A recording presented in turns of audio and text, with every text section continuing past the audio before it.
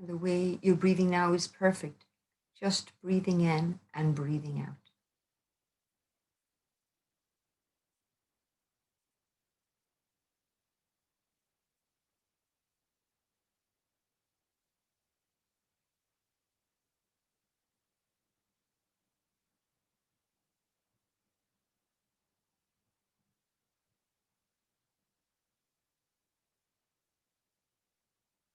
Just aware that you are breathing in and that you are breathing out.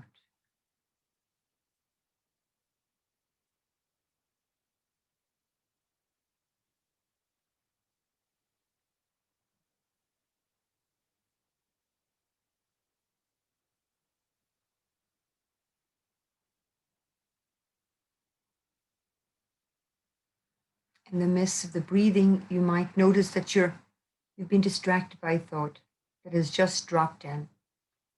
And just imagine that if you could compare that thought to a cloud in the sky. So your mind is a blue sky, and then this little cloud comes across. So that is a thought. It doesn't always have to be negative, but it's there. So let it just move on and then come back to breathing.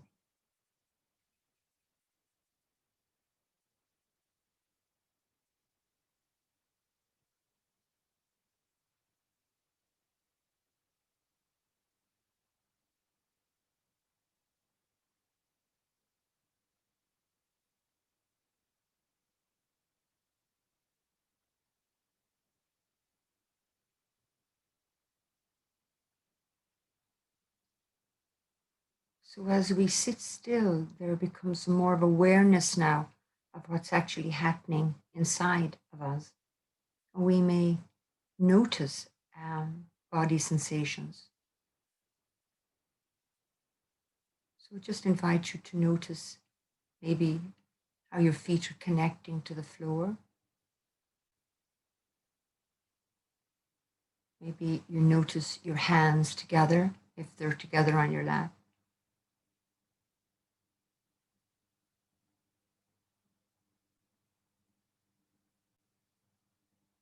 Maybe you notice your shoulders.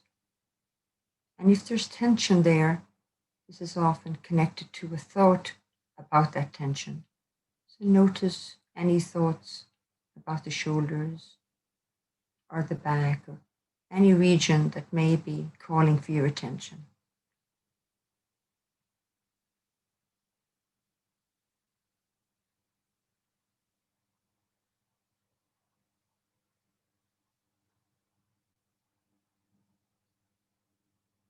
And it's good to name it, my shoulders are tight, it's making me feel a little uncomfortable.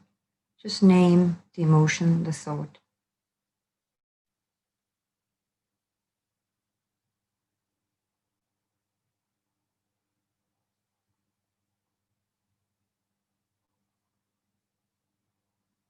And then when you're ready, just make your way back to the breath again.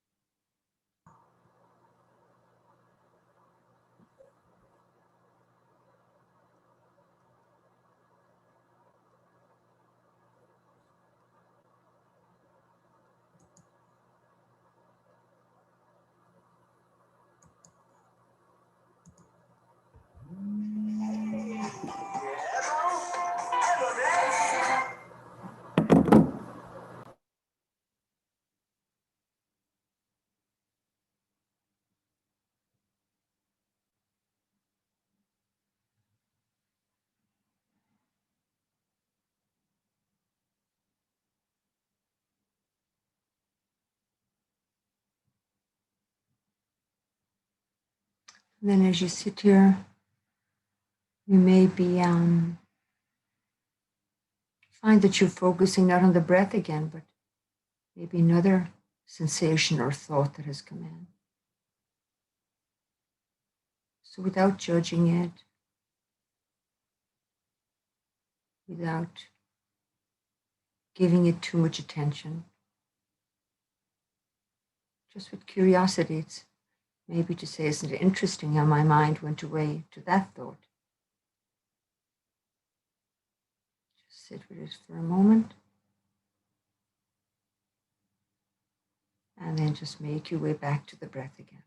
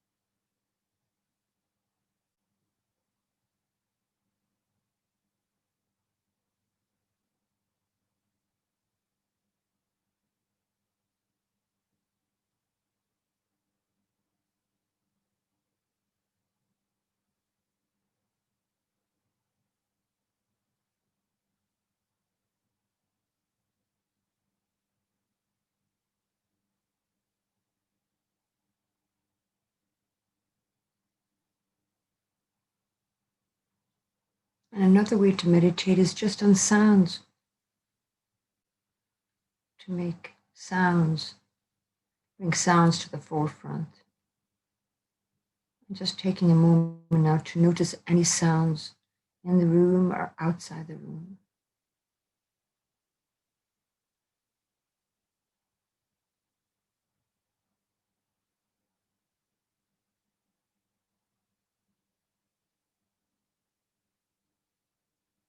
And just notice what happens when you listen to sounds.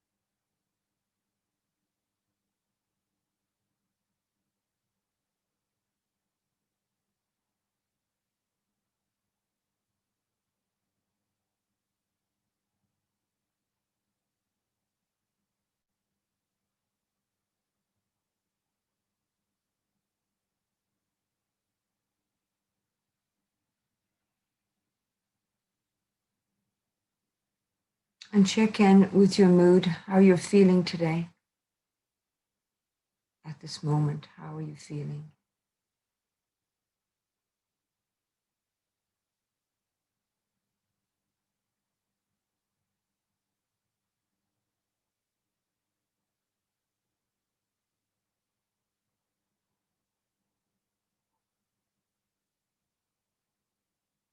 Sometimes if I'm feeling anxious, I'll place my hands on my tummy.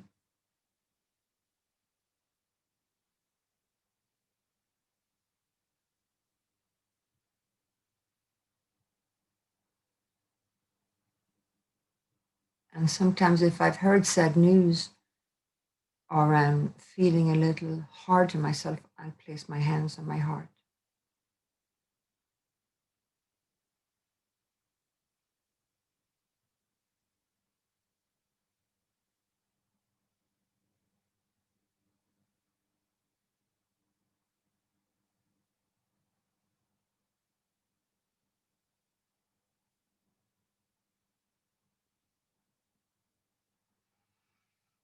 And before we leave our practice, I'd like you to think of some things that you're grateful for as you start your day.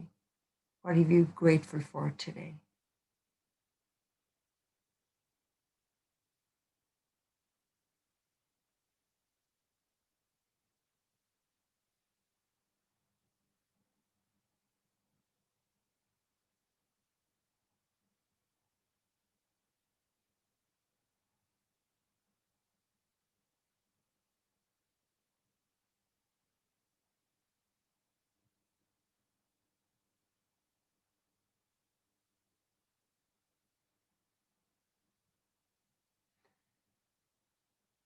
And I'll just give you a minute now as we get ready to finish this morning meditation.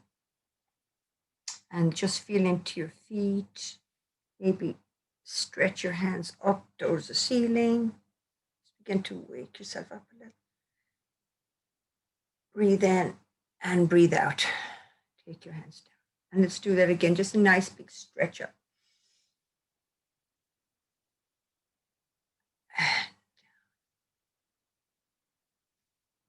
Very good. So, how's that for people? How is the meditation part going for you? Somebody want to put it in chat? I remember when I started, I used to think, well, I just want to be perfectly calm and still. And I used to find it very frustrating that I couldn't be that. And then I realized that this internal time it's just about same as for what happens outside. I have thoughts, I have distractions, I have pains in my body, but I found that the less reactive I was, just to let that come and go, that I found I was more accepting of that. So, sorry, Anne, we have a lot of people writing in saying that it was really good, wonderful. Good. Some people are saying too that they actually have so much going on in their head that they're finding it quite difficult this morning. Somebody had a ticking clock that they can concentrate on, so they thought that was very helpful there. Yeah. That's good. Yeah. Did anybody, so one person felt they couldn't, there's so much going on. Yeah. They had a busy week, and they just felt it hard to just close the mind down. Recommend to understand, to just take it this way. It's a practice, and we need to, in order to get good, we need to do it every day. So we get to bring it into a routine in our life. So this is my routine. This is my ritual. Every morning, I'm going to check in with me before I check in with all the other people. And after a while, you'll become to take it just as a normal part. Okay, it's hard today, but as you get better, your body will realize, okay, this is a moment for me just to have some stillness.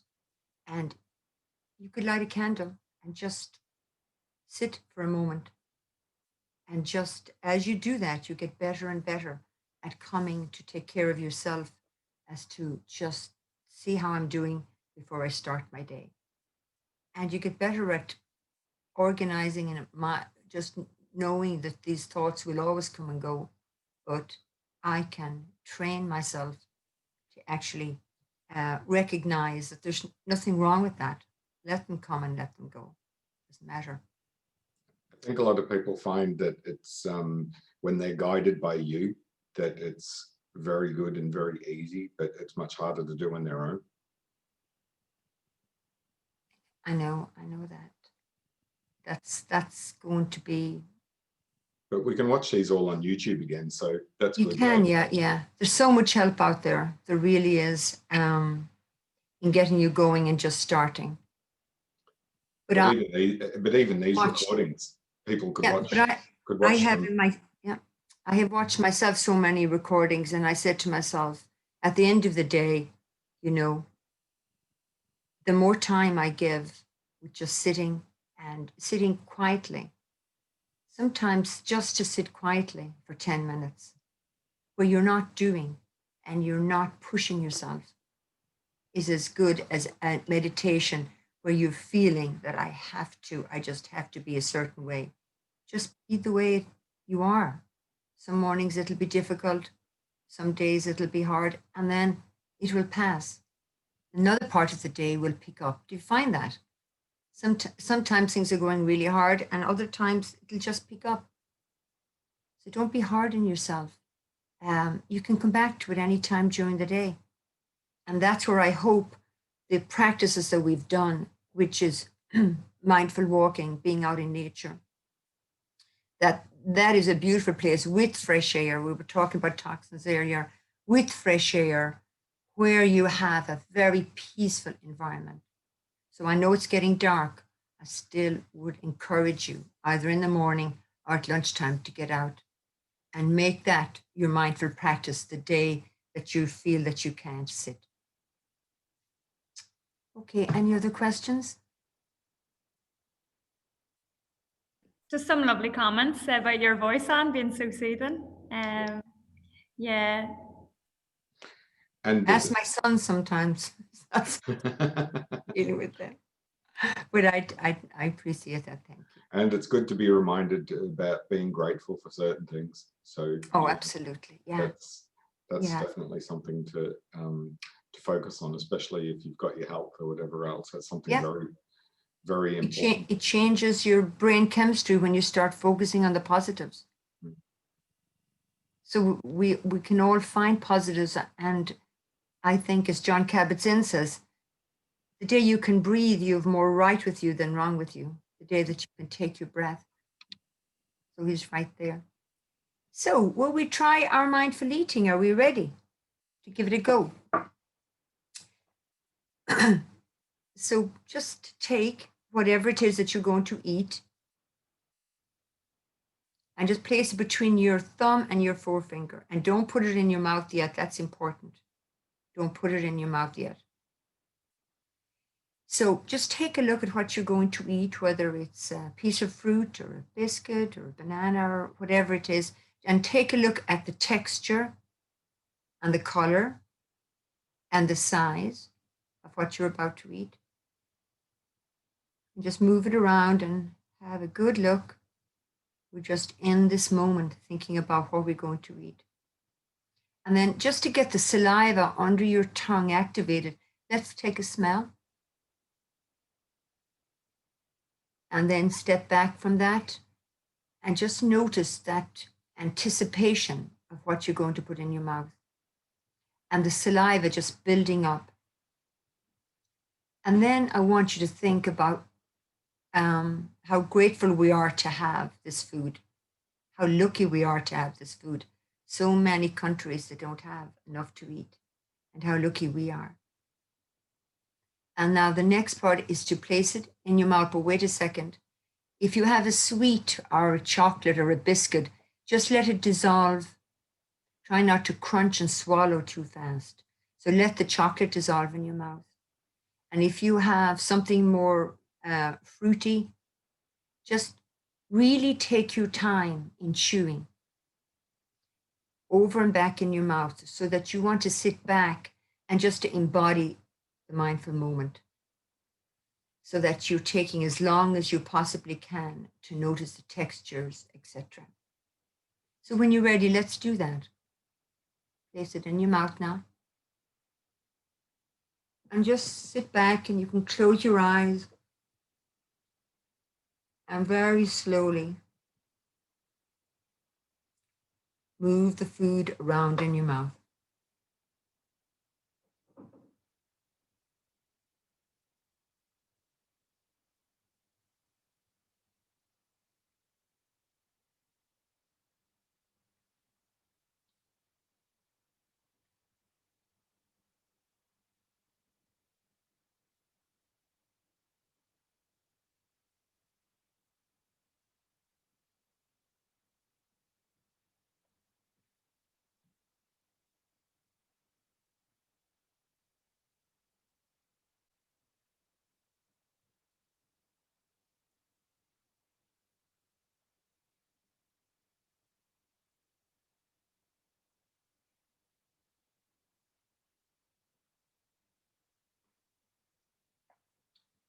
Of course, you'll have to swallow some if there's a lot in your mouth. But just taking your time and noticing what there is to be noticed.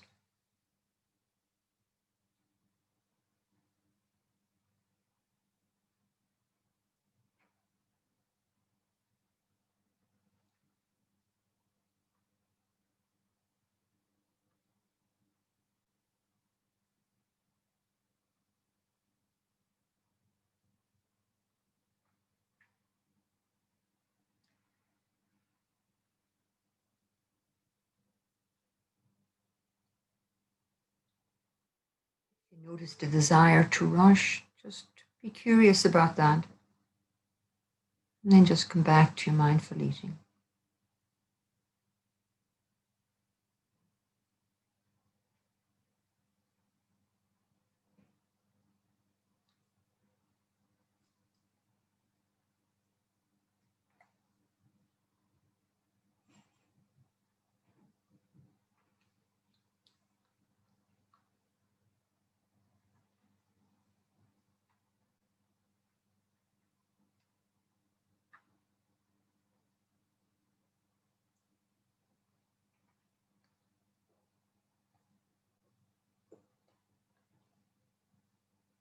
As there are so many of us, it's hard to know who has finished or who is still eating.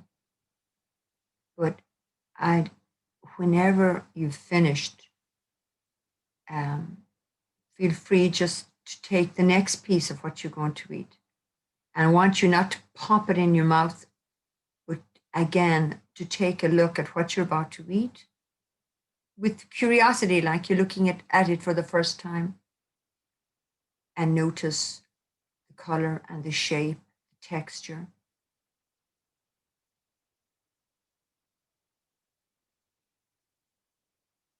And then just bring it to your nose to notice again. Smell. And then just take it away and again give gratitude for having this food and this moment. And then when you're ready, take your second piece. This will be our last piece, the second piece. And sit back. If you'd like to close your eyes. And slowly taste the food, move it around in your mouth. No rush, just taking your time.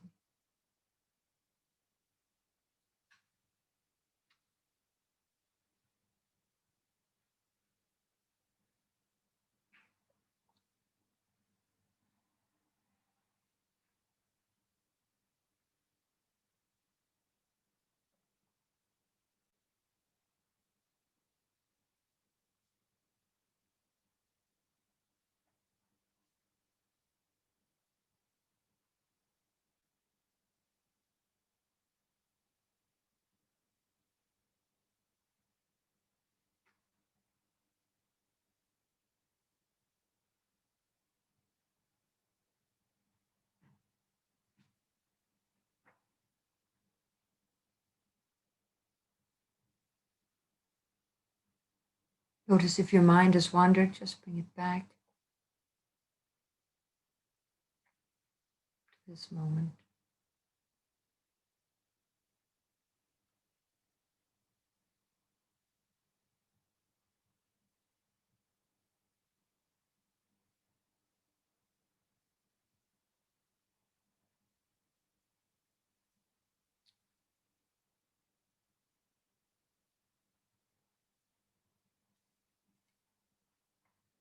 Notice thoughts. And just be curious about your thoughts that are coming in. And try not to react to them. Just notice they're there and just let them move on.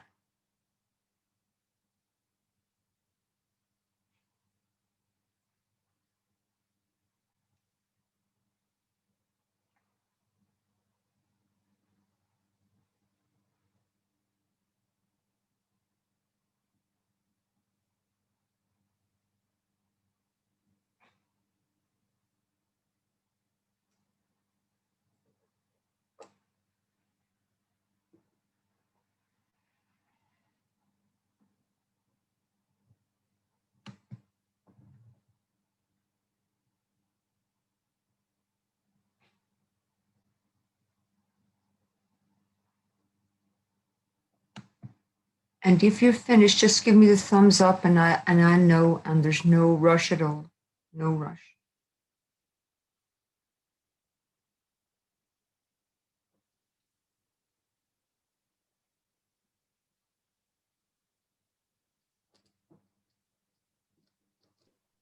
I think that's most people, Anne, with their thumbs.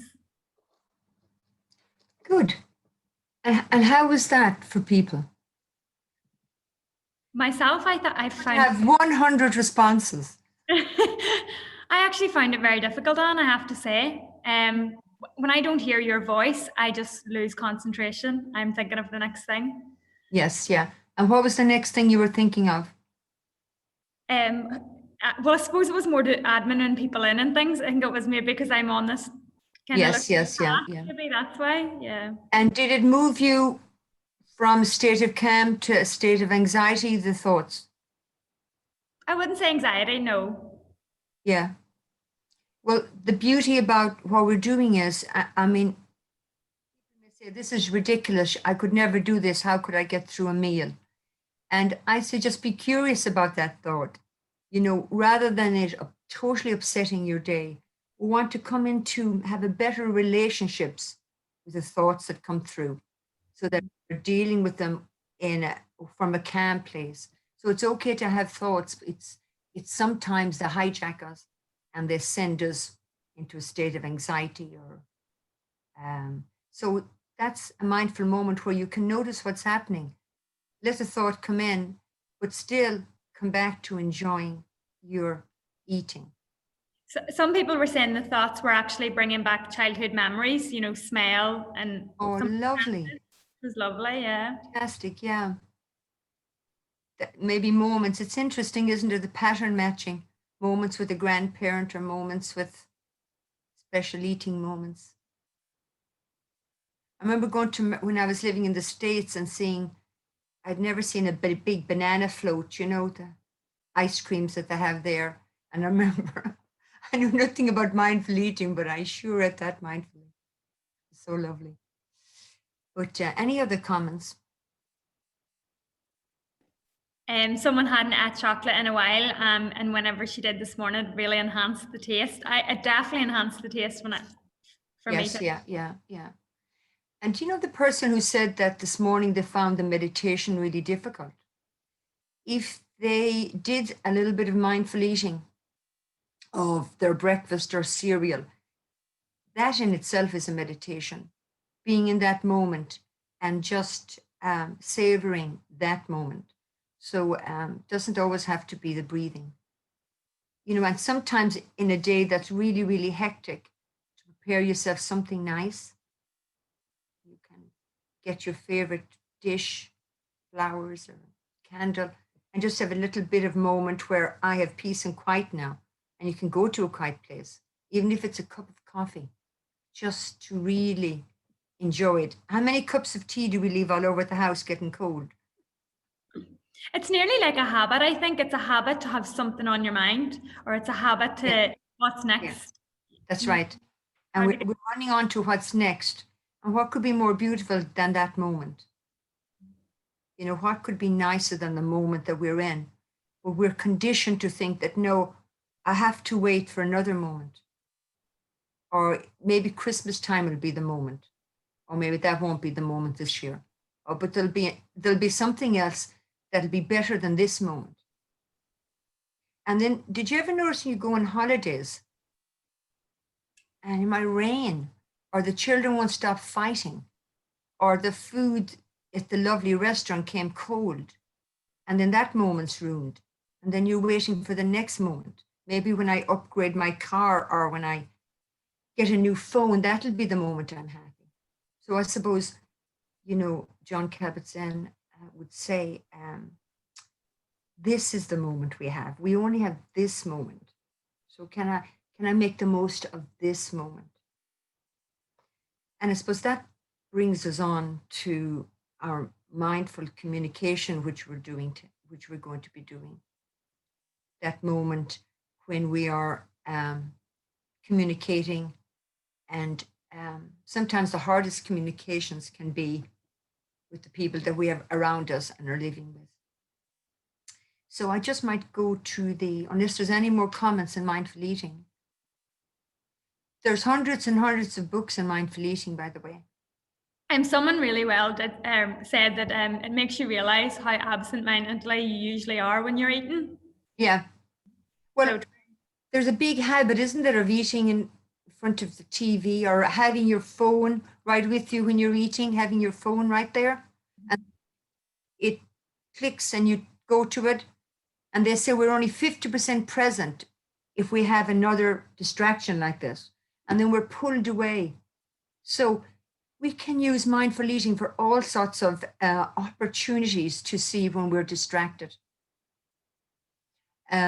So if you can do it without your phones and away from the TV, if you could make it a habit, I'm sure a lot of you have heard of people who put their phones in a bowl, kitchen table, and if you take your phone out, you're doing the wash up. Or they're not allowed into the Sunday meal or whatever. But if you could start, if you have children, to start now, no phones at the table. And go back to the old way it used to be, just eating at the table together, and to start that ritual. And you know, when they get older, then they'll understand the importance of and how you digest your food. A lot of food bypasses our teeth. We don't grind it, you know, because have you ever noticed emotional eating when you're stressed? And it's also good to look at, do I actually need that? Am I doing that because I'm emotionally charged because I haven't eaten all day? I've worked till 7 or 8. Now I'm starving and I'm going to pile it all on. So it's a great opportunity just to observe if there's emotional eating going on, or am I really stressed and lonely now coming up to Christmas? What's actually happening? And that's where mindfulness, I think, can play a role, just to connect in and really see what is happening for me. And am I eating because I'm hungry, or am I eating because I just need to push some things down in a way that are so painful? And you know, there's an opportunity there to really connect. But always remember, you know, even if you binge out on something, just let it go. What the heck, you know? I had a half container of Ben and Jerry's, but it's over with now. And we're not perfect, but not to be hard on yourself if you find that you're turning to food, but just be curious about it.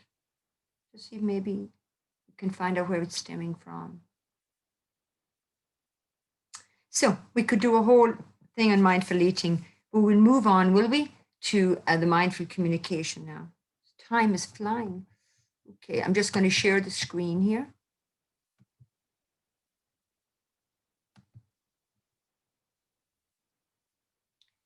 Can I share the screen there, Shannon? Yeah, if you just share screen. Okay.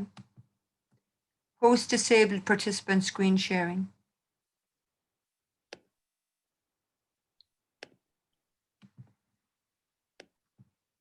Good, thank you. That's great.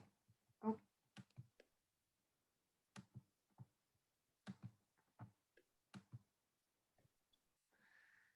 Okay, so this is just what we're doing today. We just did our pause. Is that back from the beginning?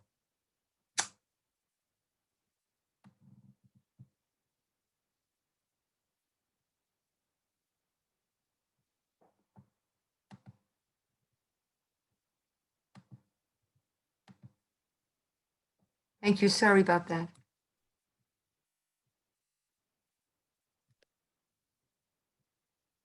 It's our session just recapping on what mindfulness is for anybody that's new.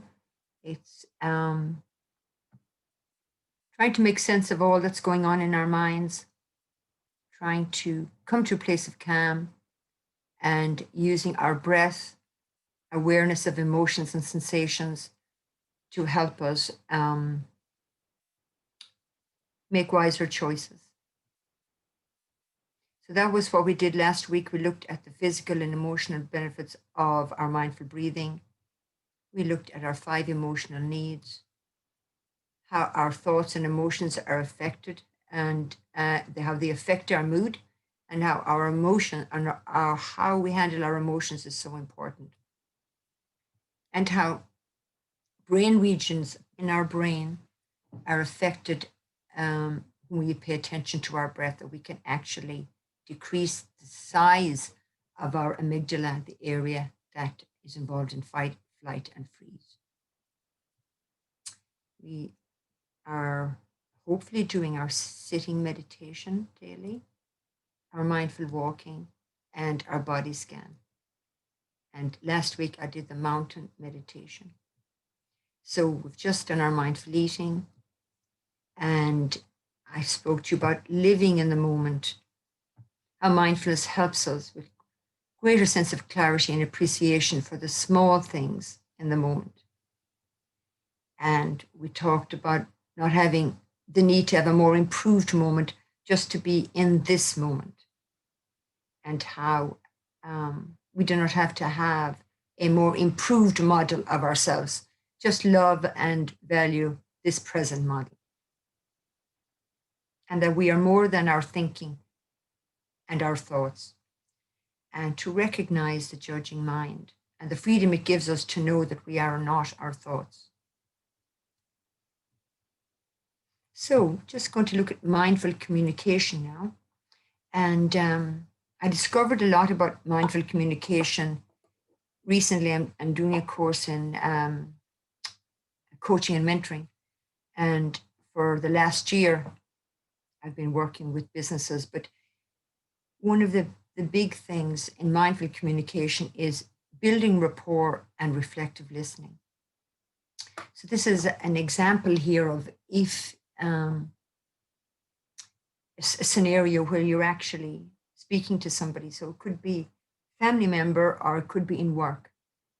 And before we come into communication, these are just 6 areas that we can work on, is to pause and to take that moment to say, okay, here we are together. So the next thing is just to relax the body, and just to notice what's going on. If it's a conversation or a communication that you think might be something contentious is about to happen, or you're worried about how it's going to turn out, or maybe you don't like this person very well, just notice if there's muscle tension in your body and ground through your feet, just the same as we did when you start off sitting meditation. Just notice what's happening. Notice your thoughts around it. And just be curious and notice. And then when you start the meeting, see, can you be non-judging? And see, can you listen deeply and not interrupt? Isn't it wonderful when you meet somebody and just look back over the friends you have or the people that you know that are good listeners, that don't interrupt and try and say, well, actually, this is what I think. Or they are actually preparing an answer while you're still talking. So it's a wonderful gift if you can give the gift of listening, to really see the person so that you know they are cared about. Just notice your tone, notice your body language, and that gift of listening can be healing. And I suppose that's one of the things when I was rearing my children, I felt I did a lot of, come on, do this, do that, hurry up, get in the car, come out of the car, let's go there, eat your food. And if I had it to do all over again, my children are now in their 20s, I would do some serious time just listening to them, especially as teenagers, just to listen. How are you? How are you doing? And just to give them the respect of the proper attention, not sitting watching TV. Because once they get to a certain age, it's very hard to get that back again. When they're smaller, if you can develop that habit of just really giving them your attention. But also in our relationships with our partners and friends, sometimes we can get lax in that sense of, I really need to give this person my full attention. And that is a practice that mindfulness helps us with, because we're already paying attention to ourselves in our meditation, in our eating habits, when we're walking. And then when we have some space created, and we have this practice, then we can try that with other people, paying attention, being patient, non-judging, being here in the moment. And then the other mindful communication tool is trust emergence. We do not know how we'll emerge from a conversation, so trying not to figure it out. Your thoughts may be, maybe I have to say something smart, or I have to fill the space, but just let the conversation flow. And then the last one is to be authentic, to be truthful, and to show that you care for one another.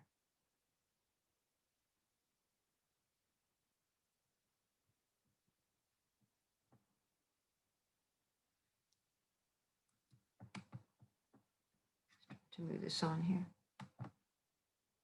So these actually correlate with the attitudes of mindfulness, which is non-judging, acceptance, patience, come in with the beginner's mind, trust, non-striving, letting go, gratitude, and generosity. These are the mindfulness attitudes, and we notice that that actually is what you'd like in a good friend, isn't it? And as a good friend to ourselves, it's something that we need to practice with ourselves as well.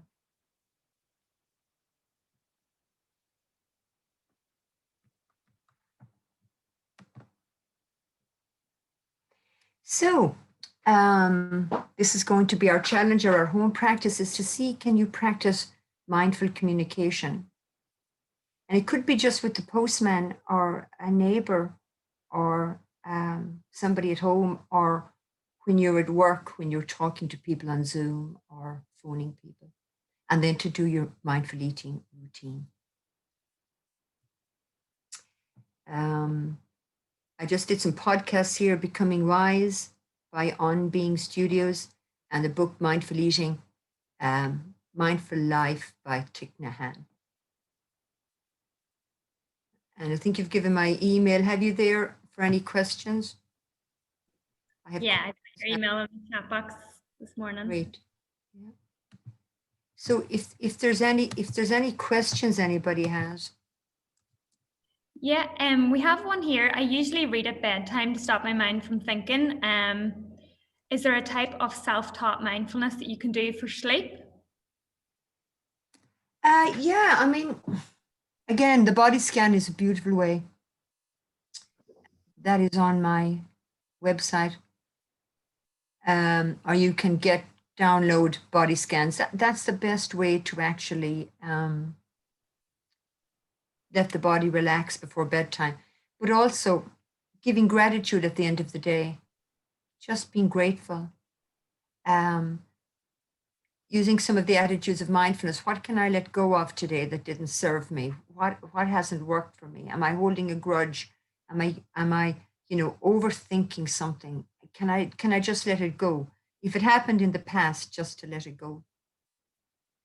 And then gratitude, as I said, and any kind of loving thoughts towards yourself and others.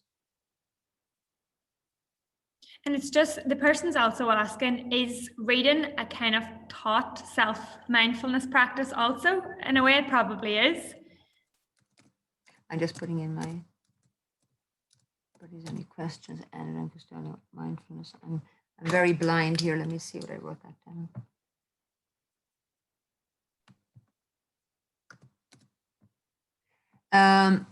Is reading a mindful practice? Yeah, I think it could be a lovely mindful practice, because you're in the moment, and you're celebrating that moment. And it's a great thing to do if you wake up in the middle of the night, instead of getting anxious and tossing and turning, do sleep workshops, is just to take out your book again. Before you know it, you're probably back to sleep again. If you have to get something mind off all that anxiety of why am I awake and what's, oh my God. And so that's the beauty about mindfulness, is that it makes you aware of these thoughts that can be irrational. So to be curious and go, wait a minute now, That's interesting. I thought that thought. And once you bring it to the surface, it's as if you kind of take the power out of it. And then you choose to let it go. It's your choice. There's some here, Anne, that are Thoughts. very beginner that have never done mindfulness before, and this might actually be their first session this morning. So Yeah. what advice would you give to them if their mind is so full and they couldn't do a long mindfulness practice like this morning? Is there something, just, I suppose it's just bringing your thoughts back to the present moment? Well, I mean, do you want to send out that 5-minute meditation I sent? I will, yeah, I'll send that out along with the resources. But you probably, there are loads of opportunities. I was going to cover it next week, but there's loads of opportunities that you can develop mindfulness through your daily life. For example, when you're in the shower, just to be in the shower. Yeah. So notice this is how you build up your mental muscle for being in the moment. When you're washing the dishes, are you washing the dishes or giving out about the amount of dishes in the sink? Can you just notice as you wash the dishes? Isn't that interesting? I find myself, I have a habit of giving out about this. Why don't I just notice the warm water on my hands? Notice maybe the feel of the glove and just put them away and do your breathing or brushing the floor or driving your car. We mentioned driving the car is a great mindful, it's a great laboratory when you go into your car. Will I put on nice music and enjoy this drive? Or will I worry till I get to where I'm going? Or will I really get worked up? So at your traffic lights, just notice, am I tense again? Am I tight? What's the antidote to that? It's my breathing and trusting I'll get there. It's going to work out. So there's loads of mindful moments during the day. Now we have conversation. Notice how you are in conversation with the dear ones that you love. I now realise, Anne, why you do the sea swimming. I suppose when you're in that cold water, it brings you back to the moment. You really can't be thinking of other things. That's right. Yeah. Yeah. And out in nature, we're getting a lovely, community here where we can build up on all of these things. So don't panic if you think I'm just so overwhelmed all the time. Look at your emotional needs. See, are you meeting them? Are you keeping up your friendships? Are you doing anything for yourself? What's your self-care like? So it's every single day I wake up, I have anxiety, about this, that, and I can choose to turn on the news and I'll get more, or I can choose to do my breathing and at a certain time take my walk. And when I'm having my cereal, I'm having it. So my thoughts are there, but at the moment, I'm safe. I've got food. I can breathe. All is well. My family is well. So let's just take this moment. And so if you're feeling anxious, it's not interesting that I'm feeling anxious now. And challenge that chimpy monkey in your amygdala that's just fired off again. I like that you said that, Anne, because it kind of, it makes me feel a wee bit better when you say you wake up even anxious every morning. So that it's just, nobody's perfect in that sense. You have to keep working at it. Yeah. And sometimes I sit to meditate and I can't. It's okay. I need to change this to I'll walk or I'll go outside. I still coach sports. So, get my hurling, I'll hit the ball off the hurling master, or I'll run around up and down the stairs. I know the physical exercise moves me into my body again. There's a question here, Anne. Just give the anxiety a good run for its money. You know what I mean? I'm building my resilience. I can't afford to I know I'm stronger than it. I'm better than it. And that my thoughts are just my thoughts, and that's fine to have them. We have them. But I want to create positive thoughts and visualizations. And I want to enjoy this moment now. I'm really enjoying. I'm actually feeling more comfortable that I didn't have to even do my PowerPoint as much today, because I'm feeling more connected with this group. Although I don't see a lot of people, but it's all about, okay, I'm going to do the best I can, and I just want to enjoy this moment here. There's another question on here, just I'm gonna just pop it up here for you. It's I have a problem with sleeping. It takes too much time to go to sleep, even though it is midnight, and he fails to go to sleep, and then wakens throughout the night due to small sounds. So is there any suggestions you would have there? Shannon, could I do a sleep workshop sometime? Yeah. So, we could do that. I could, because we only have a few minutes. And a lot of sleep is about anxiety or so many other things. And the best thing you can do is to listen to what we've said in these sessions and to take it from there. And your sleep will improve as you improve your exercise. Take a look at your nutrition, notice your thoughts and emotions. And the other thing is generosity and caring for others. Do little things for others. If you're anxious, make some brownies, go deliver them to a friend. I find that helps. Sometimes I'm just all about me. And the more anxious we are and depressed, our mind just falls in on us. Sometimes if you just break the cycle by doing something for somebody else, even sending a card or phoning somebody who's not well, or taking ourselves outside ourselves, if you know what I mean, can just lift you for that moment. And then it's like that cloud is gone. And then something else happens. So have a little plan, have in your diary, maybe I'll phone my favorite friend tonight, or my sister, or whatever, or I'm going to do this for myself. I'm going to make bath tonight. Try and have something to look forward to as well in your calendar, so that it can take you away from the worrying and until we build up more resilience, and we will do that. The more we spend time in just checking in and understanding ourselves. We have to understand ourselves first before we understand anybody else. The good, the bad, and the ugly. I'm getting just on from the collective this morning that there is a lot in people's head today, and they are finding it hard to practice mindfulness this morning. Yeah. Maybe it's the news that was given last night. Maybe it's just, with everything else that is going on. So as you say, it just takes practice as well, really, doesn't it? Yeah. And you know what? Here's another practice.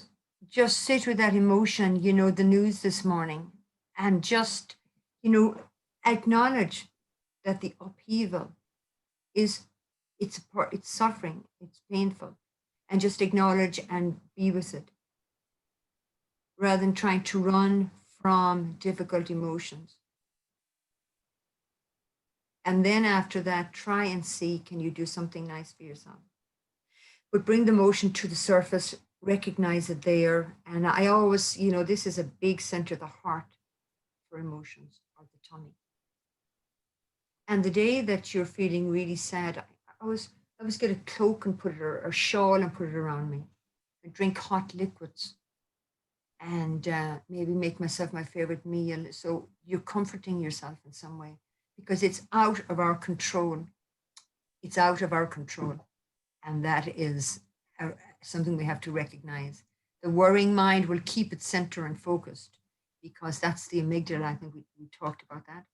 So we need to work on just saying, wait a minute, let's put this in perspective. Let me step back with a wide lens and look at this situation and see what's actually in my control. And then from there, you can make wise decisions. Yeah.